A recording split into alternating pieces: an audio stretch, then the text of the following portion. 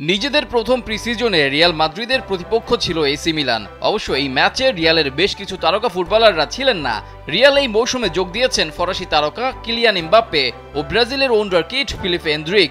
এমবাপ্পেকে না পাওয়া গেলেও ম্যাচে রিয়ালের জার্সিতে ছিলেন এন্দ্রিক। প্রথম হাফের পুরোটাতেই খেলেছেন মাত্র 18 বছর হওয়া এন্দ্রিক। তবে তাকে নিয়ে যে প্রত্যাশা ছিল দলের, সেটা মোটেও পূরণ করতে পারেননি তিনি। ম্যাচে ছন্দে তো ছিলেনই না, দুইটা সহজ গোলও করেছেন মিস। যেখানেই গিয়েছেন কখনো পা পিছলে, আবার কখনো প্রতিপক্ষ দলের ফুটবলারদের গায়ে লেগে লেপ্টে পড়েছেন মাঠে, খেয়েছেন গড়াগড়ি।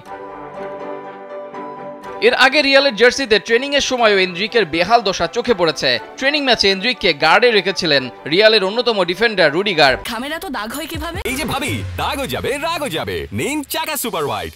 সেখানে এন্দ্রিককে রুডিগারের বডির সাথে লেগে বারবার মাঠে লুটিয়ে পড়তে দেখা গিয়েছিল।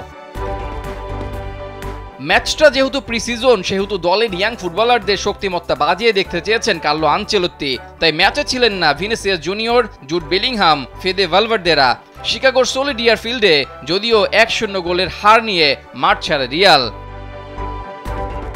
অপরদিকে তুরস্কের মেসি খ্যাত আর্দা গুলার খেলেছেন দুর্দান্ত। এই তুর্কিশ মিডফিল্ডার প্রথম হাফে 2টা গোলের সুযোগ তৈরি করলেও শেষ পর্যন্ত সেগুলো গোলে পরিণত হয়নি। তবে নিজের পটেনশিয়ালটাকে এই ম্যাচে দারুণভাবেই প্রকাশ করতে পেরেছেন গুলার। তারপরেও প্রথম হাফে গুলার সহ মদ্রিচ ও এন্দ্রিককে মাঠ থেকে তুলে নেন আনচেলত্তি।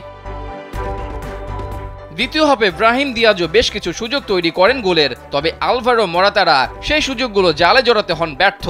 ম্যাচের 55 মিনিটে গোলের দেখা পায় মিলান। এরপর আর কোনো গোল না হওয়ায় এক গোলেই ম্যাচের ফলাফল হয় নিষ্পত্তি।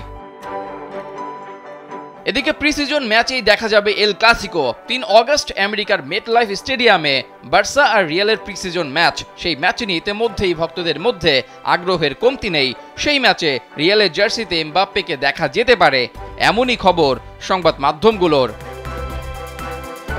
রেজাউল করিম, কালবেলা।